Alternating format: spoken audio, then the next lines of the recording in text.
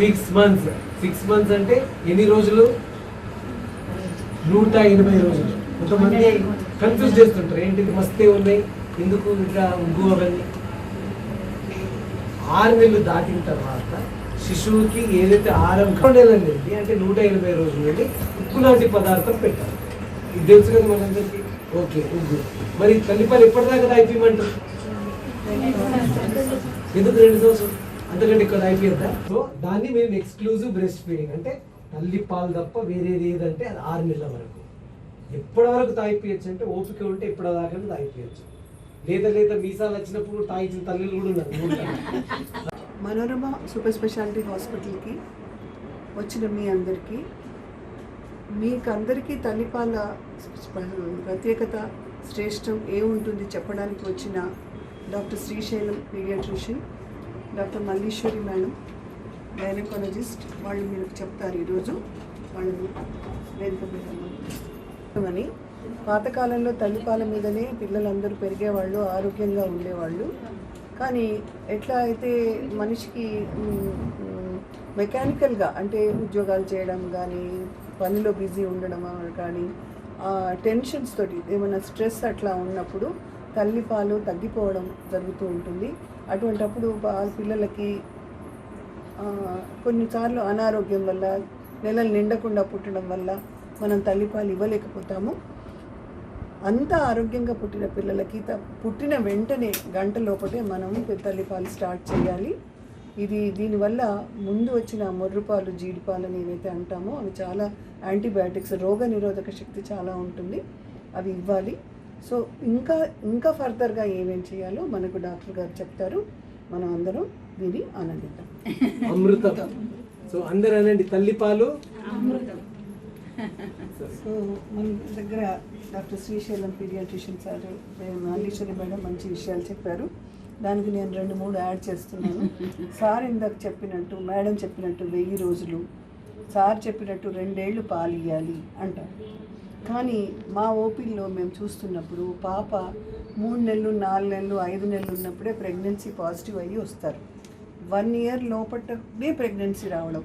చాలా మటుకు ఇంట్లో పెద్దవాళ్ళు సంవత్సరం అయింది డెలివరీ అయిపోయి, ఈవెన్ ఆపరేషన్స్ తర్వాత కూడా ఇట్లా వస్తున్నారు. వచ్చినప్పుడు ఒకసారి కన్సీవ్ అయితే, ఒకసారి ప్రెగ్నెంట్ అయితే మేము డాక్టర్లం అది ఆ మిల్క్లో అంతా హార్మోన్స్ ఉంటాయి కాబట్టి బేబీకి అంత ఆరోగ్యానికి మంచిది కాదు కాబట్టి మేము పాలు ఆపేసేయండి అని చెప్పాల్సి వస్తుంది. అది చాలా కష్టంగా మేము చెప్తాం, ఎందుకంటే ఆ చంటి పాప చేసిన తప్పేమీ లేదు, కానీ దానికి శిక్ష మాత్రం ఆ పాపకు పడుతుంది. సార్ ఎట్లయితే చెప్పారో అది అమృతము, అది మంచివాళ్ళు కావడానికి అవన్నీ ఉంటుంది. కాబట్టి మీరందరూ కూడా మేము చదువుకునేటప్పుడు సిజేరియన్ అయింది అంటే ఒక 3 సంవత్సరాల దాకా ఈ బాబు స్కూల్కి పోయిన దాకా మళ్ళీ ప్రెగ్నెంట్ కావద్దు అని నేర్చుకున్నాం. కానీ ఇప్పుడు ఈ కాలంలో పెళ్ళిళ్ళు లేటుగా కావడం, మాకు ఇంకా 30 ఏళ్ళు దాటిపోతున్నాయని తొందరగా కొందరికి, మన ఊళ్ళల్లో అంత లేటుగా అవ్వట్లేదు. అయినా కూడా 1.5 సంవత్సరం బేబీని పట్టుకొని 6 నెలల కడుపుతూ వస్తున్నారు మా దగ్గరికి. అటువంటప్పుడు మీరందరూ కూడా ఫ్యామిలీ మెంబర్స్, ఇంటి ఫ్యామిలీ వాళ్ళు ఈ కపుల్స్ని ఫోర్స్ చేయొద్దు. లేట్ అవుతుంది, వాళ్ళకి 2 పిల్లలు అయ్యారు, ఇంకా అవ్వట్లేదని. పిల్లలు 2 ఇయర్స్ కంప్లీట్ పాలు తాగితే సార్ చెప్పినట్టు బుద్ధిమంతులు, పనిమంతులు, అన్ని మంతులు అవుతారు. అంతేగాని తొందరగా ప్రెగ్నెన్సీ తెచ్చుకోవద్దు. ఇది నా సలహా. ఇంకోటి ఏంటంటే, మదర్ మిల్క్ ఎప్పుడైతే నువ్వు 2 ఇయర్స్ వరకు ఇస్తావో యూట్రస్ అంతా నార్మల్ అయిపోతుంది, సైజ్ ఒకటి ఇన్వల్యూషన్ అంటాం దానికి మదర్ ఫీడింగ్ చాలా ఇంపార్టెంట్. అదే కాకుండా వెయిట్ లాస్, మదర్ ఏదైతే 10-12 కిలోలు పెరుగుతుందో ప్రెగ్నెన్సీలో, ఇప్పుడు ఆ పాలు ఇవ్వడం వల్ల వెయిట్ లాస్ కూడా అయ్యే ఛాన్సెస్ ఉంటాయి. ఎందుకంటే దాంట్లో so much of energy is used up ఫీడింగ్లో. ఇంకోటి, బ్రెస్ట్ క్యాన్సర్ అనేది బ్రెస్ట్ ఫీడింగ్ ఇచ్చిన మదర్స్లో చాలా తక్కువ ఉంటుంది. సో మదర్ కూడా లాభమే పాలు ఇవ్వడం. ఇందాక మేడం చెప్పినట్టు చిన్న బ్రెస్ట్, పెద్ద బ్రెస్ట్లు ఉన్న మిల్క్ ఇచ్చే ఛాన్సెస్ కొందరికి ఉండదు. మెయిన్ కారణం సార్ చెప్పినట్టు ఒత్తిడి. ఇంట్లో వాడు అత్తగారి ఒత్తిడి, బావగారి ఒత్తిడి, హస్బెండ్ ఒత్తిడి ఇంట్లో, ఇవన్నీ తప్పకుండా ఎఫెక్ట్ అవుతుంది. పాలు ఇస్తున్నప్పుడు ఎందుకు పాతకాలంలో దూరం వెళ్ళి రూమ్లో కూర్చొని ఇవ్వమని అనేవాళ్ళు, దిష్టి తగులుతుంది, వాళ్ళు చూస్తారు. వీళ్ళు స్ట్రెస్ ఫ్రీగా పాప, మదరు, తల్లి పాప ఇద్దరే వాళ్ళకు ఒక బాండేజ్ డెవలప్ అవుతుంది. సో అందుకని చెప్పేసి ఎవరి ముందర ఇవ్వకుండా నువ్వు పాలు ఇస్తున్నావు, పాలు ఇచ్చే దాని మీదే కాన్సన్ట్రేట్ చేయి. ఇక్కడ పాలు ఇచ్చుకుంటూ ఆ పక్కన వాడేం చేస్తున్నాడు, వీడేం కొట్లాడుతున్నాడు, ఈ ఆలోచనలో పెట్టుకుంటే మిల్క్ సెక్రీషన్ అనేది తగ్గిపోతుంటుంది. సో అందుకని మీరు స్ట్రెస్ అనేది, ఒత్తిడి అనేది పెట్టుకోవద్దు, తగ్గించుకోండి. ఎవరేమన్నా కొట్టుకొని చావని మనకు సంబంధం లేదు అనాలి. అర్థమవుతుందా? ఇంకోటి, ఈ ఇందాక మేడం చెప్పినప్పుడు ప్రెగ్నెన్సీ కంటే ముందు కానీ ప్రెగ్నెన్సీ టైంలో కానీ పౌష్టికాహారంలో మనము 100,000 పెట్టి బాదాంలు, పిస్తాలు, అక్రోట్లు తినాల్సిన అవసరం లేదు. అరటిపండు కూడా పెట్టరు. అది తింటే కడుపులో పాపకి ఎక్కడో గోకుతుంది. పెరుగు తింటే పాప తల వెంట్రుకలు పెరుగుతాయో అవి కుచ్చుకుంటాయి. ఇట్లాంటివన్నీ సెంటిమెంటల్గా ఆ పిల్లలకి ప్రెగ్నెంట్ అయింది అంటే ప్రతి వాళ్ళు డాక్టర్లే, ఇంట్లో ఉన్నవాళ్ళు ప్రతి వాళ్ళు సలహా ఇచ్చేవాళ్ళు, ఇది చేయకండి, అది చేయకండి, ఇది చేయ. దాంతో వాళ్ళకి ఏం కన్ఫ్యూజ్ అయిపోయి ఏమీ తినరు ఫైనల్గా. సో ఒక్క banana which is the cheapest fruit in ఇప్పుడు ఉన్న వాటిలలో మనకు ఈజీగా దొరికేది, ఆల్మోస్ట్ 9 నెలలు దొరుకుతుంది. 3 నెలల్లో కొంచెం తక్కువ అవుతుంది, కాకపోతే ఎటర్నల్గా ఉంటుంది అసలు బనానా. అప్పుడు బనానా ఎందుకు తినారో నాకు తెలియదు. సో బనానా తినమని నేను ఒక ఫోటో కూడా నా ఓపిలో పెట్టుకున్నాను. అయినా వచ్చి అడుగుతారు బనానా తిననియట్లేదు. బనానా తినాలా అంటారు. తినాలి. బనానా చీప్ ఉంటుంది. మీరు అందరూ డ్రై ఫ్రూట్స్, లడ్డూలు అవి ఇవి చేసుకొని తింటే ఓకే ఫైన్, కానీ బనానా తినడం వల్ల కడుపు నిండుతుంది, 90 క్యాలరీలు వస్తాయి, దాంట్లో మెగ్నీషియం ఉంటుంది, పొటాషియం, కాళ్ళు పిక్కలు టైట్ అవ్వడం అట్లాంటిది ఉంటుంది, అవి రాకుండా ఉంటాయి. సో అవన్నీ కొన్ని టిప్సే, అవి కొన్ని ఆలోచనలో మీరు ఇంట్లో వాళ్ళది ఇన్ఫ్లుయెన్స్ పెద్దవాళ్ళు చెప్పినా కూడా వినకుండా తినండి. ఇంకా ఏమనుకున్నాను, డెలివరీ అయిపోయిన తర్వాత కొన్ని ఫ్యామిలీస్లో 3 రోజులు అసలు వాటర్ ఇవ్వడానికి ఇంత కొంచెం ఇస్తారు. సార్ ఇందాకే చెప్పారు, వాటర్ ఈజ్ బెస్ట్ గ్యాలక్టోగాగ్ అంటే పాలు తయారవడానికి వాటర్ ముఖ్యం. ఆ వాటర్ ఇవ్వరు, అన్నం పెట్టరు, రొట్టెలు పెట్టరు, ఓన్లీ ఉప్మా, డబుల్ రొట్టి పెట్టినామని అంటారు. సూచర్స్ ఇప్పేదాకా వచ్చినా కూడా వాళ్ళు మంచి స్నానం చేయాలి. సిజేరియన్స్కి అయితే కుట్లు తడవద్దు, అట్లాంటిది ఏం లేదు. కుట్లు ఏం తడిసినా ఏం కావాలంటే అంత అనుమానం ఉంటే కుట్ల పాటు దాచిపెట్టుకొని ఒళ్ళంతా ఫ్రెష్గా ఉండాలి. ఈ తల్లి డెలివరీ అయినాక ఒక స్మెల్ వస్తుంటుంది, పాల స్మెల్ ప్లస్ స్వెట్, దాంతో పిల్లలు కూడా రిఫ్యూజ్ చేస్తారు పాలు తాగడానికి. సో మనిషి ఆరోగ్యంగా ఫుడ్ తీసుకోవాలి, వాటర్ తీసుకోవాలి, ఫ్రెష్గా స్నానం చేసుకొని బాడీని శుభ్రంగా ఉంచుకోవాలి. ఇవి ముఖ్యంగా చెప్తున్నాను. సో మా హాస్పిటల్కి వచ్చి మా పేషెంట్స్కి మీరు ఎడ్యుకేట్ చేసినందుకు చాలా థ్యాంక్స్ అండి. అందరికీ నమస్కారం. నేషనల్ న్యూరటాలజీ ఫోరం అంటే నవజాత శిశువుల వైద్యుల సంఘం ఇది అఖిల భారత మన తెలంగాణ శాఖ అధ్యక్షుడిగా నేను డాక్టర్ కొట్టూరు శ్రీశైలం.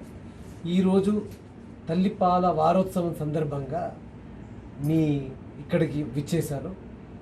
మనోరమ హాస్పిటల్ యాజమాన్యానికి నేను ఎంతో కృతజ్ఞతలు తెలుపుతున్నాను. ఎందుకోసం అంటే వాళ్ళు కేవలం ట్రీట్మెంటే ఇవ్వడం కాదు, వాళ్ళు పిల్లల భవిష్యత్తు, వాళ్ళ క్షేమం గురించి కూడా ఆలోచిస్తూ మాకు ఈరోజు ఈ అవకాశం ఇచ్చారు. మరి తల్లిపాల ప్రాముఖ్యత చెప్పడం అవసరమా అన్నట్టు ఒక పరిస్థితి వచ్చేసింది. ప్రకృతిలో తయారయ్యే పాలు ఏదైతే తల్లి ద్వారా పిల్లలకు, శిశువుకు చెందాలో అది చెందకుండా ఇతర పాలు అంటే ఆవు పాలు, బర్రె పాలు, తర్వాత డబ్బా పాలు ఇలాంటి తాగే పరిస్థితి వస్తుంది. ఒకప్పుడు ఇది అమెరికాలో అనేవాళ్ళు అన్నట్టు, అక్కడ స్త్రీలకు తల్లిపాల ప్రాముఖ్యత గురించి చెప్పే పరిస్థితి ఉండేది. అప్పుడు అందరూ భారతదేశంలో ఏంటంటే మన దేశంకి ఇవన్నీ అవసరమా, మనం తల్లిపాలు తప్ప వేరేది ఏమైనా ఇస్తామా అన్నట్టు అనేవారు అన్నట్టు. కానీ దురదృష్టశాతం ఏంటంటే ఇప్పుడు వాళ్ళని ఫాలో అవుతున్నాం. డబ్బా పాలకి ఎగబడడం, పూత పాలు తాగిపిస్తున్నారు, హోటల్కి వెళ్ళి తెచ్చి పాలు తాగిపిస్తున్నారు. సో ఇది బాగా దుఃఖకరం.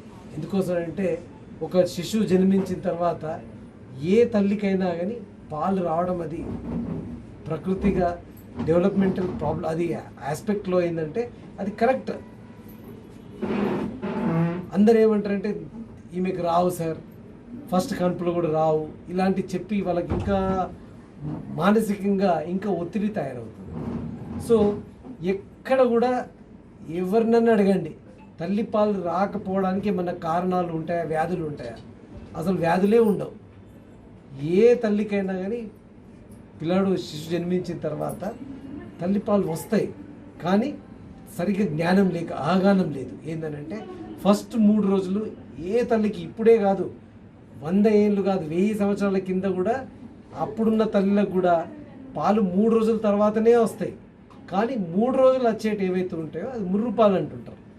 కొంతమందికి తెలియకుండా అది ముర్రు పాలు, జీడి పాలు అని చెప్పేసి మంచిది కాదు, పెదవులు నల్లగా అయిపోతాయి అని చెప్పేసి తాగించకుండా తుడిచేసేవాళ్ళు. కొంతమంది తల్లిపాలు అమృతం అని తెలిసి ఒక్కొక్కసారి వాళ్ళు చెప్తుంటారు, సార్ మాకేం చెప్తారు, మా వంశంలో డబ్బా పాలు కాదు కానీ వేరే పాలు తాగించని పరిస్థితి లేదు అని అంటారు. వాళ్ళని బాగా మెచ్చుకోవాలి. ఎందుకోసం అంటే ఆ తల్లులను బాగా అభినందించాలి. ఎందుకోసం అంటే వాళ్ళకి తెలుసు ఒకటే, శిశువుకి కావాల్సింది ఏకైక ఆహారం తల్లిపాలు. కానీ మరి ఈ విషయం తల్లిలకు తెలుసా అంటే ఏ తల్లికైనా అడగండి, అన్నిటికన్నా మంచి పాలు అమృతం లాంటిది ఏది అని అంటే అందరు తల్లిపాలు. మరి నువ్వేం పాలు తాగిపిస్తున్నావు అని అంటే డబ్బా పాలు అంటే, మరి నువ్వు ఇప్పుడే కదన్నా చెప్పినావు తల్లిపాలు మంచి, తల్లిపాలు అమృతం అని అంటావు, మరి డబ్బా పాలు ఎందుకు తాగించినావు? రావడం లేదు. మరి రావడం లేదు కారణం ఏంటి?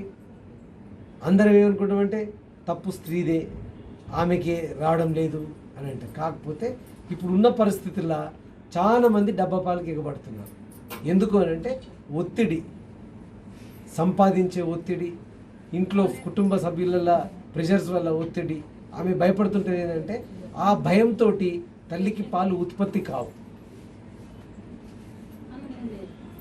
తల్లికి పాలు రాకపోవడానికి కారణం, ఏకైక కారణం ఒత్తిడి. ఏ తల్లికైతే పాలు రావడం లేదో డైరెక్ట్గా అర్థం చేసుకోవచ్చు ఏంటంటే ఆమెకు బాగా ఒత్తిడి ఉంది.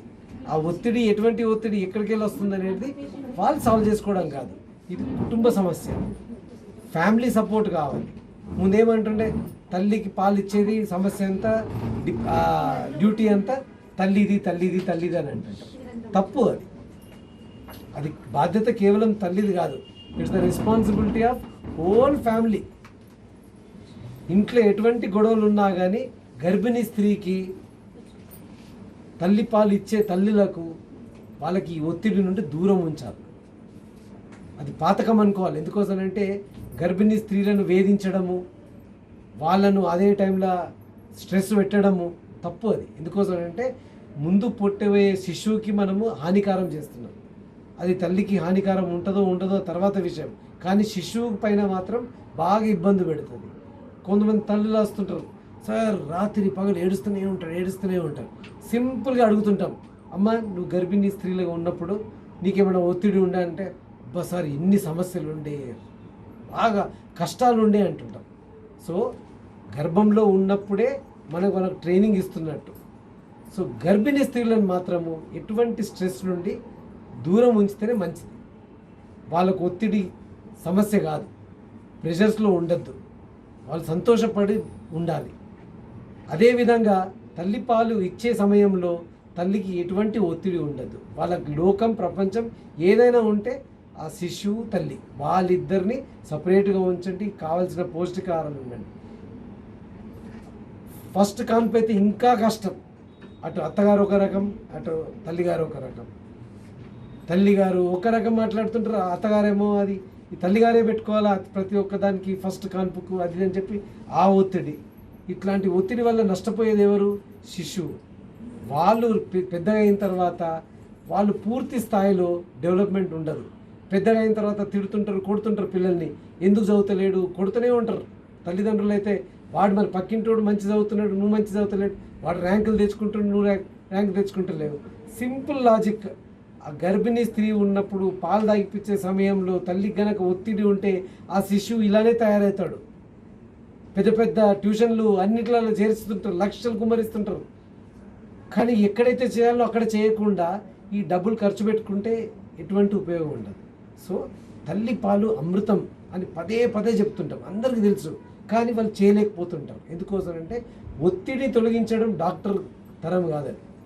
సేమ్ అదే విధంగా తల్లిపాలు కూడా, తల్లి వెంటనే శిశువు కనుక తల్లిపాలు ఇస్తే వాళ్ళు ఆ టైంలో ఎటువంటి అవసరాలు ఉన్నాయో దానికి సరిపోయేటట్టు తల్లి పాల ద్వారా వస్తాయి. సో ఇమ్యూనిటీకే కాదు, తొలి టీకా అంటుంటాం, రోగ నిరోధక శక్తి బాగా ఉంటుంది పిల్లవాడికి. జన్మించగానంటే టీకా ఏదైతే ఫస్ట్ ఉంటుందో అది తల్లి ముర్రుపాలు, కొలెస్ట్రాల్ ఫస్ట్ టీకా. అది ఇవ్వకుండా పిల్లల్ని వాట్సాప్ కొరకు ఫోటోలు తీసుకున్నాడు, ఈ చేతులు ఆ చేతులు ఇచ్చి పిల్లాడు శిశువు దగ్గర, తల్లి దగ్గర ఉండడు శిశువు, అందరి చేతిలో ఉంటాడు. బస్ అక్కడ పోతుంది. గంట లేట్ చేసిందనుకో ఆ శిశువులో ఉండే శక్తి పోతుంది. అందుకోసమే ఫస్ట్ డే ఎవరిని రానివ్వకండి చూడ్డానికి. అది ఆనందకరమైన విషయం, మీరు అందరికి చెప్పాలా. ఏమని? ఫస్ట్ జన్మించిన 2-3 రోజుల దాకా రావద్దు, దూరమే ఉండాలి. తల్లి పిల్లాడు వాళ్ళిద్దరి దగ్గర ఉంటే వాళ్ళిద్దరికి బాండింగ్ పెరుగుతుంది, తల్లికి పాలు మంచిగా వస్తాయి. అందుకోసమే తల్లికి పాలు రావు అనుకోవద్దు. రాలేదు అంటే ఇవే కారణాలు. అయితే శిశువు తల్లి దగ్గర లేకపోతే రావు. డబ్బా పాలు కనుక తాగించింది అనుకో, శిశువు ఏడవాలి కదా. శిశువు ఏడిచినప్పుడు తల్లికి ఒక బ్రెయిన్ లోపల సెంటర్ ఉంటుంది, ఆ సెంటర్ స్విచ్ ఆన్ అవుతుంది. ఏదైతే మనం లైట్ ఆన్ చేయాలనుకుంటే స్విచ్ ఆన్ చేస్తాం కదా, ఈ పాలు తయారు కావడానికి స్విచ్ బ్రెయిన్లో ఉంటుంది. తల్లి పిల్లోడు ఏడిచిన వెంటనే తల్లికి ఒక సిగ్నల్ పోతుంది అన్నట్టు, అక్కడి నుండి తయారై తల్లికి పాలు తయారవుతాయి. శిశువుకి మనం డబ్బా పాలు తాగిపించి పడుకోబెట్టినాం అనుకో, గంటకు అవి తాగకుండా ఏడవకపోతే తల్లి పాలు ఎక్కడ తయారవుతాయి? తయారు కావు. సో పిల్లాడు ఏడవాలి. ఏడిచినంత మాత్రాన డైరెక్ట్ మేడం దగ్గరికి పోయి, మేడం పిల్లాడు ఏడుస్తున్నాడు, పాలు రావడం లేదు విసికిస్తుంటారు డాక్టర్లను. డబ్బా రాసిచ్చేదాకా హోటల్కి వెళ్ళి తెచ్చుకునేదాకా సతాయిస్తుంటారు. తప్పు. పిల్లాడు ఏడిస్తే ఆరోగ్యంగా ఉన్నట్టు, ఏడవకపోతేనే అనారోగ్యం. గంటకు ఏడవాలి పిల్లాడు. ఏడిచినంత మాత్రాన పాల కొరకు ఏడుస్తున్నారు, తల్లికి పాలు రాకపోవడం తప్పు. అది అపోహలు. తొలగించుకోండి. ఈరోజు ఇన్న తర్వాత మీరు ఇంకో 10 మందికి చెప్పండి, 3 రోజుల దాకా రావంట, ఒకటే చుక్క వస్తుంది, ఆ ఒక చుక్కలే బలం ఉంటుంది. కొంతమంది తేనె తాగిపిస్తుంటారు, తీర్థం గుడికెళ్ళి తెచ్చిన తీర్థం అని నీళ్ళు తాగిపిస్తుంటారు, బాగా ఎండలు ఉన్నాయని చెప్పి వాటర్ తాగిపిస్తారు. పిల్లోడికి శిశువుకి ఏకైక ఆహారం ఏంటిది? తల్లిపాలు. ఇంకా వేరే ఆహారం లేదు ప్రపంచం లోపల. అది కనుక ఇస్తే ఆ పిల్లాడు పెద్దగా అయిన తర్వాత చూడ్డానికి ముద్దుగా ఉండకపోవచ్చు, కానీ బుద్ధిమంతుడు ఉంటాడు, జ్ఞానవంతుడు ఉంటాడు. డబ్బా పాలు తాగిపిస్తే డాక్టర్కి బాగా సుఖం. ఎందుకు? పదే సరుదులు తెచ్చుకుంటాడు, పదే దగ్గులు తెచ్చుకుంటాడు, పదే నిమోనియాలు, పదే లూజ్ మోషన్స్. మరి గిరాకీ ఎవరికైతుంది? మరి మేము చెప్పాలా కదా, డబ్బా పాలు అయిపోయింది, డబ్బా పాలు. కానీ మేమేమంటున్నాం? తల్లిపాలు. అంటే ఇక్కడ సంపాదించుకునేదే కాదు, ముఖ్యం ఏంటంటే మీరు తల్లిపాలు దాగిపిస్తే సగం బీమార్లు పోతాయి పిల్లల్లో. టీకా అని చెప్పి నేను ఇందాక, టీకా మనం రోగనిరోధక శక్తి పెంచడానికి కొరకే. సో కేవలం తల్లిపాలు పోషణ కొరకే కాదు, అది ఇమ్యూనోగ్లోబులిన్స్ వస్తాయి కాబట్టి ఇమ్యూనిటీకి, రోగ నివారణ శక్తి తల్లిపాల ద్వారానే వస్తాయి. మా హాస్పిటల్లో 60% మంది నుండి 70% మంది అడ్మిట్ అయ్యే వాళ్ళందరూ డబ్బా పాలు తాగించిన పిల్లలే. గుడ్డిగా చెప్పచ్చు, నిమోనియాతో అడ్మిట్ అయిందా, ఏం పాలు తాగిపించినారా బాబు అంటే డబ్బా పాలు. లూజ్ మోషన్తో అడ్మిట్ అయ్యిండు, ఏం పాలు తాగిండ్రంటే డబ్బా పాలు. ఇన్ని సమస్యలు వచ్చే ఆ డబ్బా పాలు తాగిపించిన దానికంటే ఆరోగ్యంగా ఉండే తల్లిపాలు తాగిపిస్తే ఏమవుతుంది? మరి ఇట్లాంటి అవగాహన సదస్సులు కలగాలని అంటే తప్పదు. యాక్చువల్గా పాతకాలంలో ఒక 50 సంవత్సరాల కింద ఇటువంటి ప్రోగ్రామ్స్ ఉండేవి కావు. అప్పుడు 100 మంది తల్లులు తల్లిపాలు తప్ప వాళ్ళకి ఇంక ఏమీ తెలియదు. సో మరి ఇప్పుడు ఎందుకు ఇట్లా వస్తుందంటే ఒత్తిడి, తల్లి బాధ్యతగా ప్రవర్తిస్తలేదు. ఎటువంటి టెన్షన్ ఉన్నా కానీ అవి వేరే టైం, ఎటువంటి కొట్లాటలు ఉన్నా కానీ వేరే టైం. నేను ఇప్పుడు తల్లిపాలు తాగిపించే తల్లి కాబట్టి ఆ టైంలో అన్ని మాఫ్. ఎటువంటి కోపాలు ఎటువంటి అవన్నీ తెచ్చుకోవద్దు, స్ట్రెస్లో పడద్దు. సో మీ ఇంటి వాతావరణం మారిపోవాలి. సమస్య తల్లిదే కాదు, అది కుటుంబం మొత్తం సమస్య. తల్లికి పాలు రాకపోవడం అని అంటే ఆ ఇంట్లో సుఖం లేదు అన్నట్టు. సో అలాంటి మాట రానివ్వద్దు. అంటే ఆ తల్లి కేవలం తల్లిపాలే తాగించాలా. ఒక చెడ్డ పేరు వస్తుంది కదా, డాక్టర్ ఇందాక అనిపోయిండు, అక్కడ ఏదో బాధ్యతలు సరిగ్గా లేకపోతేనే ఇట్లా వస్తాయి. అట్లాంటి దాటుకున్న జిద్దు మీద తల్లిపాలే తాగించండి. మీ ప్రతిష్ట పోతుంది కదా, ఫ్యామిలీ రెప్యుటేషనే పోతుంది. ఎవ్వరు రావద్దు డబ్బా రాపించుకునేందుకు. అర్థమవుతుందా? ప్రతి ఒక్కరు తల్లిపాలే తాగించండి.